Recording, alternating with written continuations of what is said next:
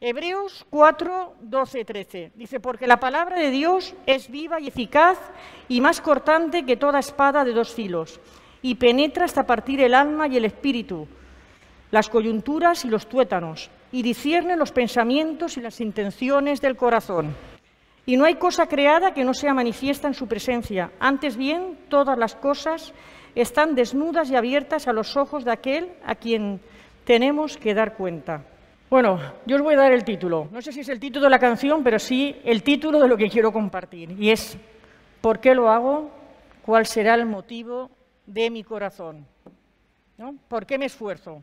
Benja compartió sobre el esfuerzo y que es algo que además la palabra de Dios nos anima una y otra vez a esforzarnos para llegar a la meta, no a sentarnos. Hablo fuerte por el micro, porque como están toqueteando la mesa, pero en cuanto me digáis que se está oyendo bien, me hacéis una señal así, yo dejo de levantar la voz. ¿Vale? Es que no me gusta que parezca que estoy chillando. ¿Vale? Me he perdido en lo que estaba diciendo yo ahí. El esfuerzo, sí. Perdón, el esfuerzo. Es algo que se nos anima, es decir, que aunque la salvación es gratis, la salvación no hay nada que tú o yo podamos hacer para lograrla, más que cuando Dios pues, se acerca a nosotros y hay esa convicción de pecado y nos arrepentimos, decidimos seguirle. No hay más. No es por lo que yo pueda haber hecho antes, ni por lo que pueda hacer siquiera después. Aunque sí que hay algo que ocurre también, que antes de entrar en materia yo os quiero leer. Creo que lo tengo aquí. Sí. Que me gusta mucho algo que dice. No, me he equivocado de texto. Está aquí, se me había bajado la foto. No sé cómo lo he podido perder, el texto, pero Pablo, es en la carta de Pablo, sí os voy a contar la historia. En la carta de Pablo a los Corintios, que él está defendiendo su ministerio y está hablando sobre Apolos y sobre él, el hecho de que la gente lo que estaba haciendo era criticar a Pablo. Pablo había creado esa iglesia, ¿no? Dios lo había usado para abrir esa iglesia y, sin embargo, estaban habiendo comentarios acerca de que, bueno, de que él no predicaba bien, que Apolos era mejor, esas cosas que suelen pasar a veces tontamente cuando uno mira con los ojos de la carne y no es capaz de mirar con los ojos del Espíritu. Porque Pablo, que era un hombre que sabiduría tenía un rato, empieza a reclamarles sin acusarles y él les dice, yo no vine a vosotros con sabiduría humana, no vine solo con el conocimiento de la palabra, el mensaje de salvación, es lo único. Dice, no tengo miedo de que vosotros me juzguéis ni que me llevéis a juicio, porque el único que me va a juzgar es Dios. Él estaba seguro, pero no porque él pensase que se lo merecía, porque eso es algo que él lo deja claro. ¿Me lo quitas? Ya lo tengo aquí. Y no lo había escrito. 3, 4 y 5. Bueno, da igual, sigo. Sigo porque sigo sin encontrar ese versículo clave que yo quería compartir, que no sé cómo se me ha podido pasar por alto, porque para mí era una pieza importante en el hecho de que ese versículo termina. Es un versículo que dice que terminará, 2:4, ¿qué? Eso es, 2:4-5. No sé por qué me empeñaba en mirar en el 3. Eso es, dice así pues tengamos a los hombres por servidores de Cristo. Él está hablando por el hecho de lo que decían de Apolos y de él. Y administradores de los misterios de Dios. Ahora bien, se requiere de los administradores que cada uno sea hallado fiel. Yo muy poco tengo el ser juzgado por vosotros o por tribunal humano, ni aun yo me juzgo a mí mismo, porque aunque de nada tengo mala conciencia, ahora viene algo importante, no por eso soy justificado. pero el que me juzga es el Señor. Así que no juzguéis nada delante de tiempo hasta que venga el Señor, el cual aclarará también lo oculto de las tinieblas y manifestará las intenciones de los corazones. Y entonces cada uno recibirá su alabanza de Dios. Fíjate que en el 4 y en el 5 dice que no tiene miedo de ser juzgado y que a eso le juzga el Señor, pero no está hablando con prepotencia, porque él termina diciendo, no me justifica ni siquiera que mi corazón no me acuse, como muchas veces la gente dice, no, yo puedo hacer esto porque a mí mi corazón no me redarguye. Y Pablo dice, tener una buena conciencia no te va a librar de que Dios un día vea tus obras, se vea las intenciones de tu corazón, porque finalmente está diciendo que todo aquello, como he leído antes en otro texto, todo eso que está escondido, Dios lo va a sacar a luz. Y aquí está hablando para alabanza, fíjate. Y a mí eso de alabanza me traspasó. Es decir, cuando yo esté delante de Dios y Dios coja y saque todo lo que hay en mi corazón, la motivación que me llevó a hacer todo, eso va a hacer que Él me dé una recompensa. Y yo pensé, bueno, no hay nada en mí por lo que Él me pueda dar una recompensa. No hay nada. A lo largo de los años, cuando yo he pensado siempre, yo he sido muy preguntona, muy desconfiada de mí, en parte eso fue, creo que un punto a mi favor, el hecho de ser desconfiada de mí y pensar, ¿por qué lo hago? Yo siempre me examinaba, cuando hacía algo tenía una reacción y me preguntaba, ¿por qué lo hago? ¿Qué hay detrás? Yo llegué a un momento en que yo me sentía culpable de seguir a Dios y le decía, es que te amo por egoísmo. Te amo porque no me queda más remedio que amarte, porque tú me amas a mí de una forma incondicional. Es que no estoy haciendo nada que tú no me hayas dado. Te amo porque amarte le va bien a mi vida. Amarte y obedecerte hace que yo me sienta bien contigo y me importa poco todo lo demás. Y yo me sentía mal porque pensaba que era una motivación equivocada.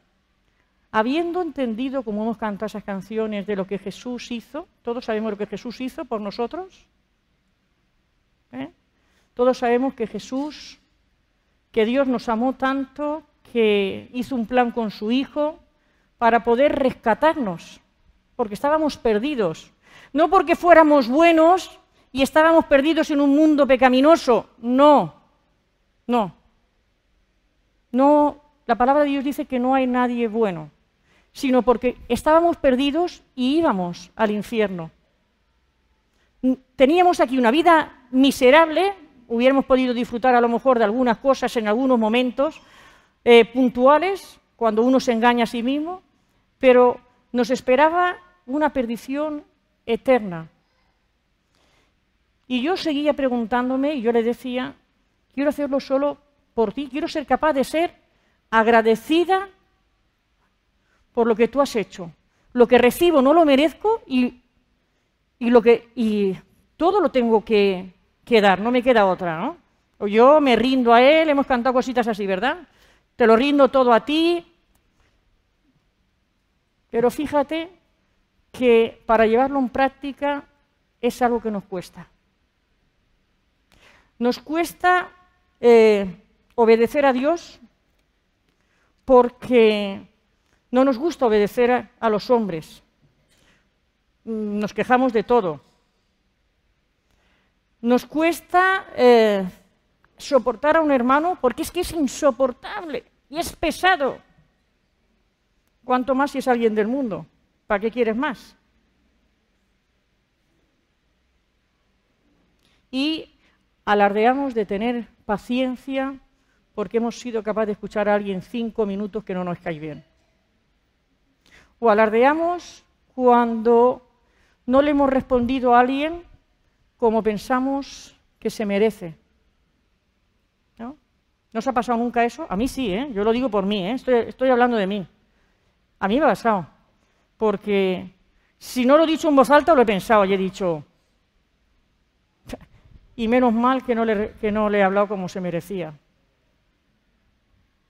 Menos mal que no le he dicho las 4 verdades, aun con toda la razón del mundo. El problema es que cuando uno ya piensa que tiene razón y lo dice olvidándose de lo que es, está perdido.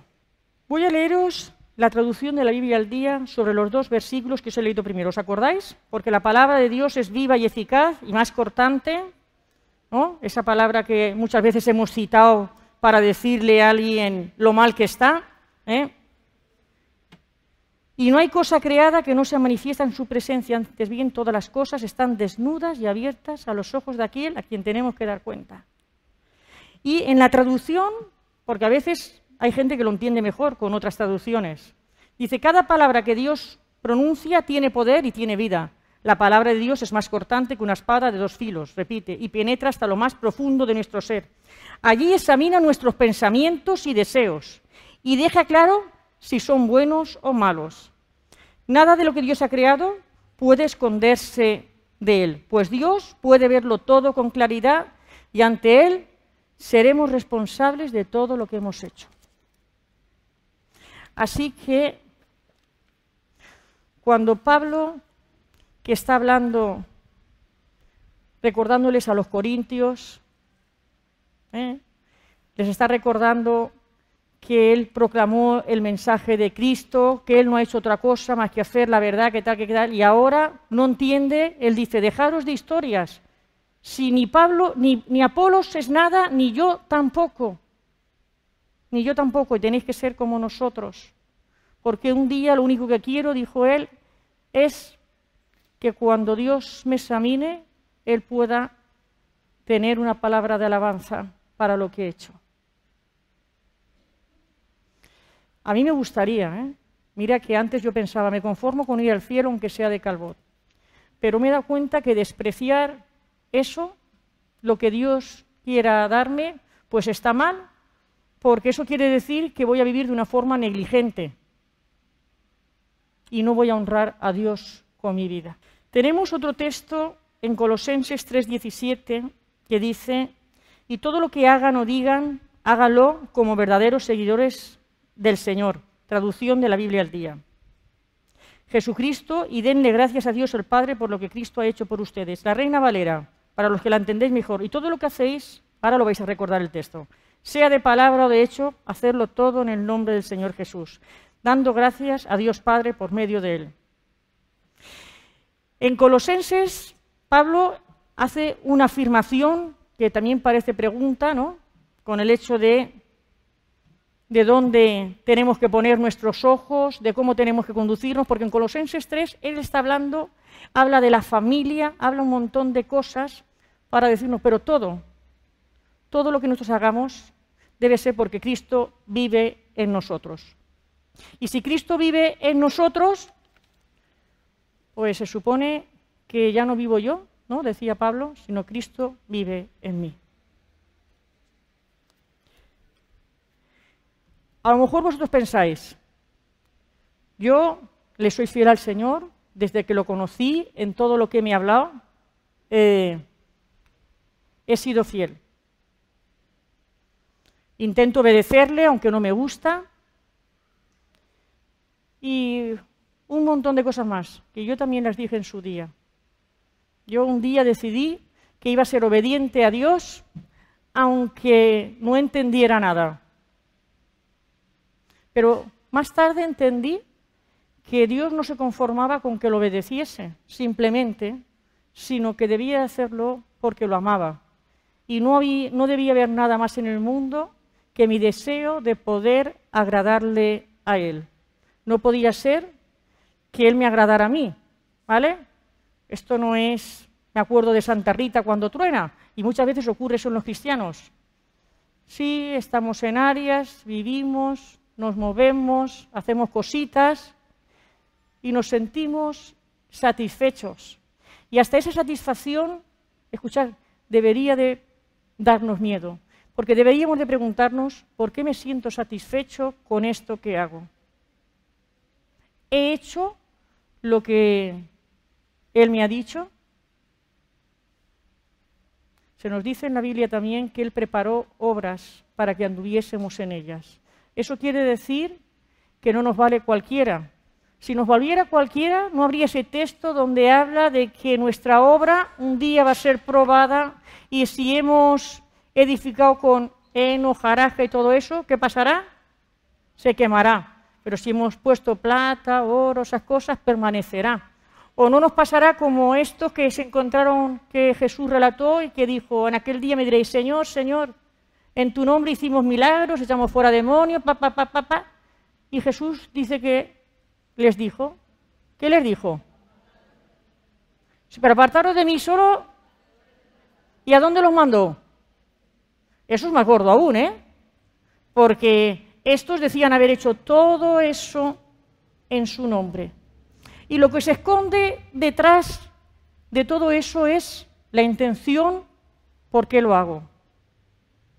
Por tener un reconocimiento, por caerle bien a la gente, porque tengo... Yo he resumido todo lo que uno puede pensar en 4 puntos.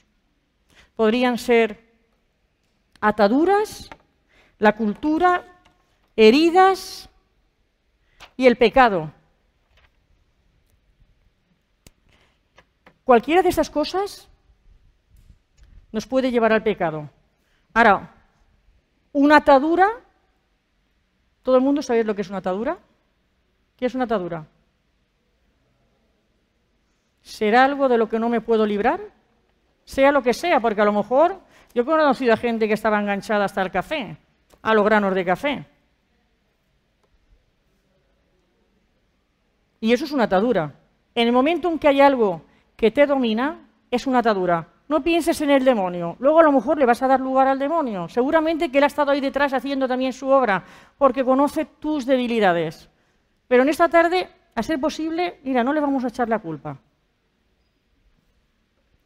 Atadura sería todo aquello que, aunque no me conviene, no puedo dejar. Es más fuerte que yo.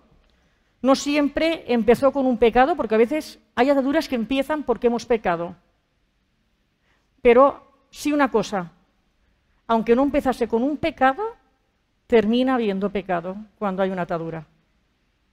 Porque el momento en que algo me ata, en el momento en que algo me ata, pues ya no soy libre, ¿no? Y Jesús me ha hecho libre. Mira, y voy a leeros, glorificar a Dios en vuestro cuerpo. Dice, todas las cosas me son lícitas, mas no todas convienen. Todas las cosas me son lícitas, mas yo no me dejaré dominar de ninguna.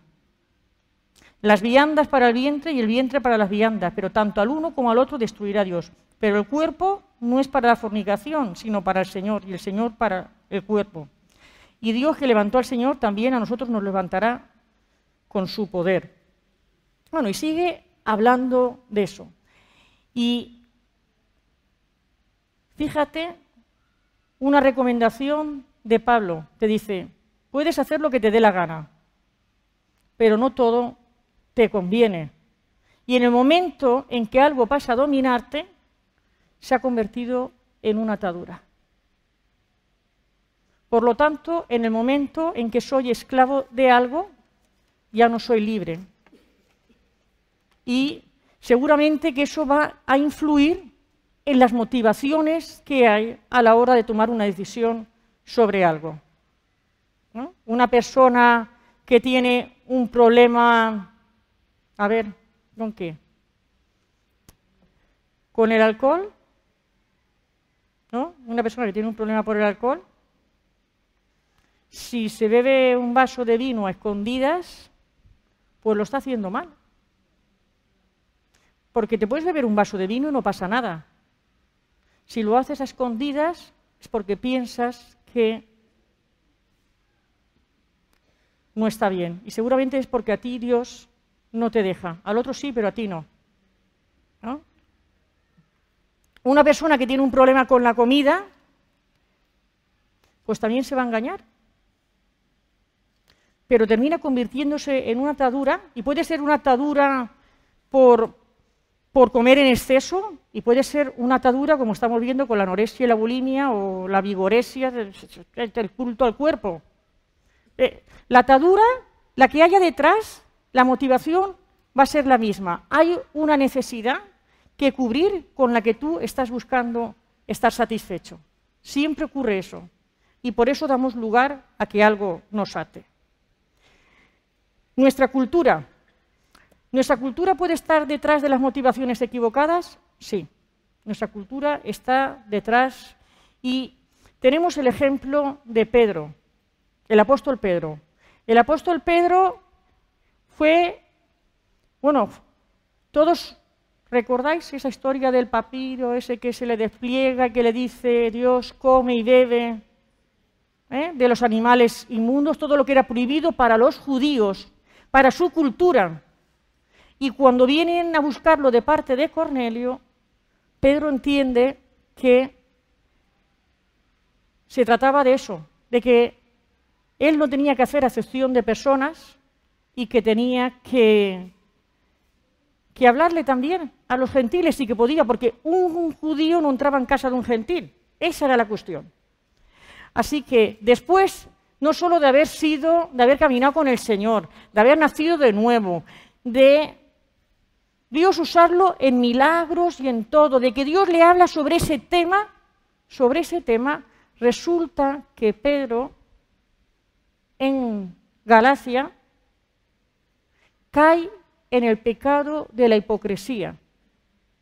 Y lo podéis leer en la carta de Gálatas. Cuando Pablo dice que le llamó la atención públicamente porque se estaba comportando con todos los gentiles de la iglesia. Los gentiles eran los que no eran judíos, pero ya eran cristianos, ¿vale? Y resulta que cuando vienen unos judíos que tenían problemas con eso, y por el mensaje que pudieran dar al resto de los apóstoles y tal, Pedro dejó de comportarse con la libertad a la que Dios lo había llevado. Escúchame, que Dios lo había llevado a esa libertad.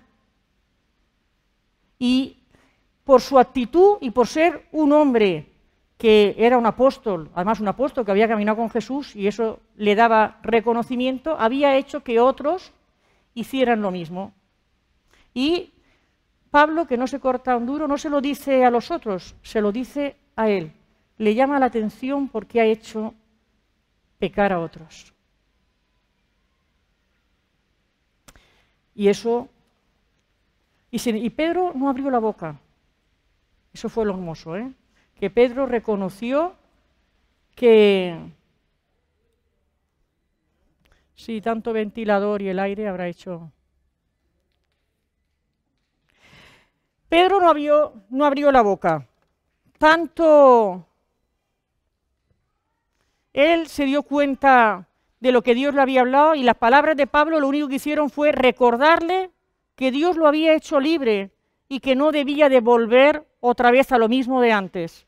No podía caer en algo en lo que Dios ya lo había hecho libre.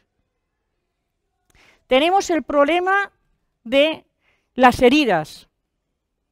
Muchas veces la gente te motiva una herida a comportarte de cierta forma con alguien, porque te recuerda algo que has vivido, porque te toca esa tecla que decimos y se nos mueve todo. Y a veces uno no es consciente, pero a veces sí es consciente de que uno está herido por lo que vivió en su pasado. Pero parece que toda la vida se queda en la herida. Y estamos despreciando lo que Jesús hizo por nosotros. Cuando tú te lees Isaías 53, que habla de la muerte de Cristo, ya está profetizando y dice que fue herido por nuestras rebeliones, por nuestros pecados, que por sus heridas y por sus llagas nosotros somos sanos. Y resulta que no queremos soltar el lastre de nuestro pasado. Eso le podría haber pasado, fíjate, incluso a Pedro. Pedro fue, herido por él, por un pecado. Esa es otra herida que puede suceder, porque negó a Jesús 3 veces. Y Jesús se lo había advertido y él dijo, no, yo si es necesario, ¿qué? Moriré. ¿No nos ha pasado eso a nosotros? Yo contigo, Jesús, hasta el final. ¿Vale? ¿No os habéis emocionado nunca? ¿O no os emocionáis cuando cantáis, como hace un rato? Todo, seguramente que si Jesús hace así, levanta en esta tarde los corazones, va a ver todo lo que no le hemos rendido. Y además que no lo hemos hecho voluntariamente, porque eso es peor. Eso es peor. Y ahora llegaremos a eso. Pedro, después de negarlo, se quedó herido, abatido, deprimido, de todo. Hasta que tiene un encuentro con Jesús, después de haber resucitado a Jesús, y Jesús le prepara un entorno, y eso lo podéis leer en el último capítulo de Juan, parecido al que él había vivido, una escena parecida a la que él había vivido cuando lo negó. Hay un fuego, donde lo negó, y su mirada se cruzó con él, y se dio cuenta de lo que había hecho. Pero Jesús, que nos quiere sanar y restaurar, le vuelve a preparar la situación. ¿Eso nos recuerda a nada? ¿Cuántas veces decimos que se nos repite una historia en nuestra vida, que una y otra vez? Y no estáis aprovechando que Jesús está preparando la situación porque quiere sanar aquello que había pasado. No importa si pecaron otros o pecaste tú. No importa, pero lo quiere sanar. Y hace la puesta en escena para que pueda ser sano. Y se dirige a Pedro por 3 veces. La misma que Pedro lo había negado, él le pregunta si le ama y si lo quiere. Y de alguna forma vuelve a restaurar y vuelve a enviarlo y restaura su llamado y a dónde va. Y tenemos lo que sería, porque Pedro no quería pecar. Pedro fue sincero cuando dijo, te seguiré hasta la muerte. Después murió, después lo mataron por ser cristiano. En aquel momento Pedro fue sincero, pero Pedro no sabía, desconocía lo que había en su corazón. Aunque ya había dado esos atisbos, a veces de temores, que no te hagan esto, y él le dice, apártate de mí, Satanás, cuando le dice que lo iban a matar, y le dice, apártate de mí, porque sabía que Satanás, que no era Pedro, sino que Satanás estaba usando el miedo de Pedro para hablar por su boca. Pedro tenía ese miedo en el corazón, pero como era sanguíneo y era así el de ir, por lo mismo es el que anda por encima del mar, aunque luego se hunde cuando deja de mirar a Jesús. Es ese mismo Pedro, ese Pedro en el que Jesús coge y restaura, y ese Pedro que termina diciéndole, después de que le pregunta por 3.ª vez, sí, te amo, y le dice, pero tú lo sabes todo. Porque él sabía que lo que había detrás podía engañarlo. Además, debía de ser conocedor, aunque fuera de oídas, de la ley y de la palabra de Dios. Y tenemos que en Jeremías 17:9, un texto que nos dice, engañoso es el corazón más que todas las cosas. ¿Quién lo conocerá? Y en el versículo siguiente dice, yo Jehová que escuadriño los corazones, y le está hablando a Judá por el pecado. Y Dios le dice, yo que lo sé todo, sé lo que hay detrás de cada actitud y de cada cosa que hacéis. Aunque me digáis, me honráis de una manera, pero realmente no hay sinceridad.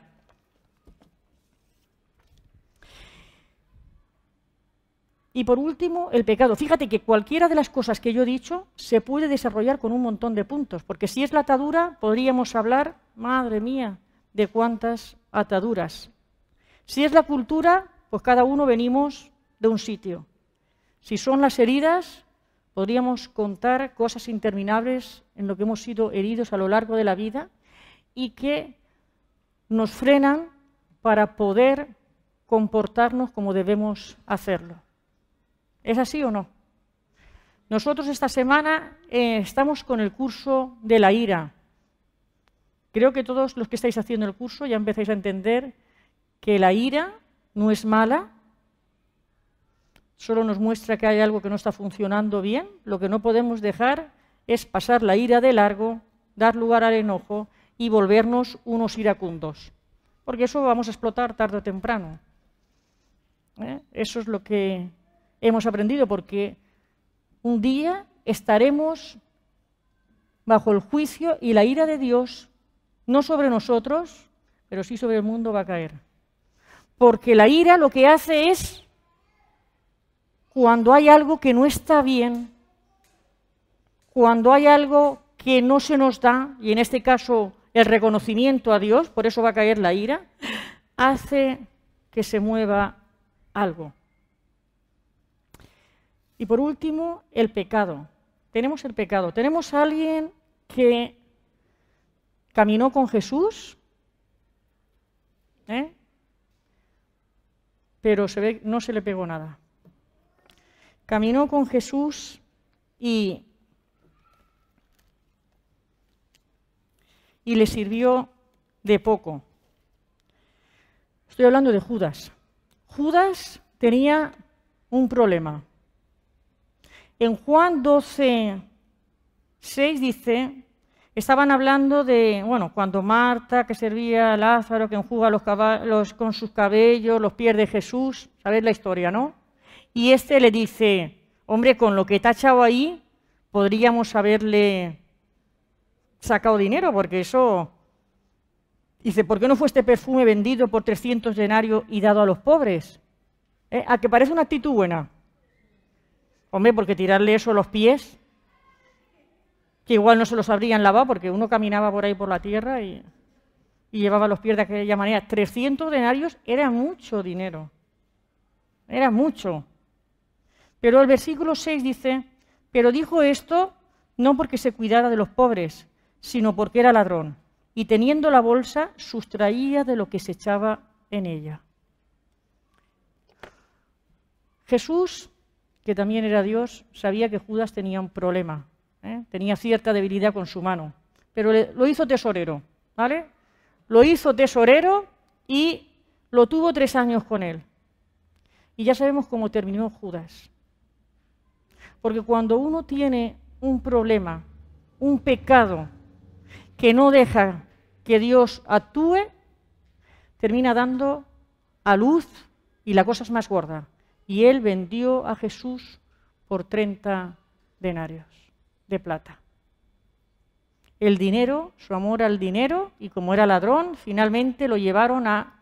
Nunca lo dejaron que Jesús le tocara. No había ningún apóstol que fuera perfecto. Ninguno. Pero este tenía un problema y acabó como acabó. Tenemos el ejemplo de los espías. Los espías cuando fueron a ver la tierra prometida. ¿Cuántos espías? Escuela dominical. ¿Cuántos espías fueron? ¿Cuántos? 12 han dicho por ahí. No, fueron 12, fueron 12.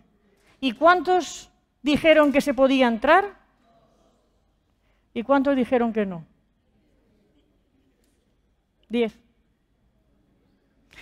No es que lo que habían visto era mentira, era gente fuerte, pero el pecado que había detrás de ellos, que los llevó a todo. Mira, en el desierto hubo rebeldía, bueno, hubo de todo. Sin embargo, cuando en el Nuevo Testamento se habla por qué no entraron a la tierra prometida los que salieron de Egipto, ¿qué dice acerca de ellos? Por el pecado de incredulidad. Un pecado que estaba ahí, que aun viendo visto todo lo que habían visto por parte de Dios cuando los sacó de Egipto, no creían que Dios tuviera el poder para llevarlos a la tierra que había dicho. Eso los hizo ser de todo lo que fueron, idólatras, rebeldes, todas esas cosas que además estaban en su corazón.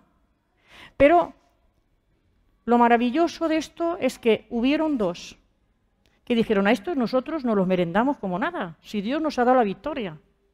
Pero Moisés, que tenía que decidir si obligaba al pueblo a pelear o no, sabía que llevarlos a pelear en contra era una victoria perdida. Porque cuando uno no quiere, ¿qué haces? Pues lo tienes que dejar. Y Y eran 10 y por lo tanto el resto del pueblo apoyaba a estos 10. No querían entrar a pelear. Solo Josué y Caleb. Y bueno, Josué y Caleb fueron los únicos que entraron a la tierra prometida. Fueron los únicos que vivieron el reposo de Dios. Fueron los únicos que pudieron disfrutar 40 años después de lo que habían dicho. ¿Pero sabéis por qué lo disfrutaron? Porque obedecieron a Moisés como si se tratase de Dios. Porque no fueron rebeldes, no hubo resentimiento en su corazón, no hicieron nada feo, no criticaron, no hicieron como el resto. No hicieron como hizo el resto del pueblo. Porque la generación que era de 20 años para arriba, murieron todos en el desierto, menos ellos dos. Y la Biblia dice que cuando tenían que entrar a la tierra prometida 40 años después, había el mismo vigor que cuando eran jóvenes en sus ojos. Tenían la misma fuerza. De hecho, ellos tuvieron que pelear para darles tierra a todas las tribus. Aún tuvieron que pelear para eso. Pero porque confiaban en lo que Dios les había dicho. O como Benja compartía, ¿no? Y compartía sobre ese texto que dice, mira que te mando, que te esfuerces y seas valiente. En el capítulo 1 le dice 3 veces, les dice lo mismo. Te mando que te esfuerces. Pero en el Nuevo Testamento también nos habla del hecho de esforzarnos para no perder una salvación tan grande. ¿Por qué lo hago? ¿Cuál es el motivo de mi corazón? Es algo que si nosotros nos preguntásemos, seguramente nos iría mejor en la vida. Estaríamos mucho mejor, porque no lo haríamos por ser buenas personas, que las buenas personas no van a entrar al cielo, no lo haríamos por agradar a otros, que eso solo demostraría una carencia que hay en nosotros, no buscaríamos la aprobación, no lo haríamos por orgullo para que se nos vea y digan todo, fíjate este cómo es, va por todos, no lo haríamos por ninguna de esas cosas, solo lo haríamos por Cristo. La canción, el estribillo que me venía es de una canción de Marcos Witt que dice, el estadio está vacío, ¿no? La multitud a casa va, llevo días, claro, él, es una canción que escribió sobre él, llevo días en este viaje, quiero estar con mis hijos, desde cuando ya el bullicio acaba y ya todo terminó, puedo oír muy claramente lo que me pregunto yo, ¿por qué lo hago? ¿Cuál será el motivo de mi corazón? ¿Por qué me esfuerzo? Y él dice, es por ti. Y si esa no es la respuesta que hay al final de todo lo que hacemos, que es por Él, para Él, lo estamos haciendo mal. Un día nuestros corazones, nuestras motivaciones se van a ver. Dice que las tinieblas, andan los cristianos, las tinieblas, porque está hablando de los cristianos, que no está hablando de los que esos ya sabemos que van a tener su juicio. No, no, está hablando ahora a los hijos de Dios, las tinieblas y todas esas cosas que hay, los malos deseos, las malas obras. Yo digo, madre mía, qué vergüenza que otros vean lo que yo he pensado en tantas ocasiones. Qué vergüenza que otros vean cuando he descubierto por qué había hecho algo y yo estaba tan convencida que lo estaba haciendo bien hasta que Dios me dijo, pero no ves que no, que es por manipular o es por conseguir algo. ¿Y sabéis siempre lo que está detrás? ¿Qué está detrás siempre? Cuando no es Cristo. Cuando no es Cristo, lo que está detrás está nuestra personita, que buscamos satisfacer a nuestra persona. Incluso cuando hacemos algo por otros, porque muchas veces solo lo hacemos para sentirnos nosotros bien. Y eso ya no le vale a Dios. Si por qué lo hago no tiene la respuesta final, es por ti, por el amor que me has mostrado, es por ti, porque tú me has transformado. Si no es por Cristo, porque Él murió en la cruz, si no es porque me he enamorado de Él y quiero agradarlo como alguien cuando se enamora y quiere agradar a la persona de la que se ha enamorado, resulta que no me vale, que un día los verdaderos deseos y no podrá darme esa honra o alabanza de que lo hice bien. Que Dios os bendiga.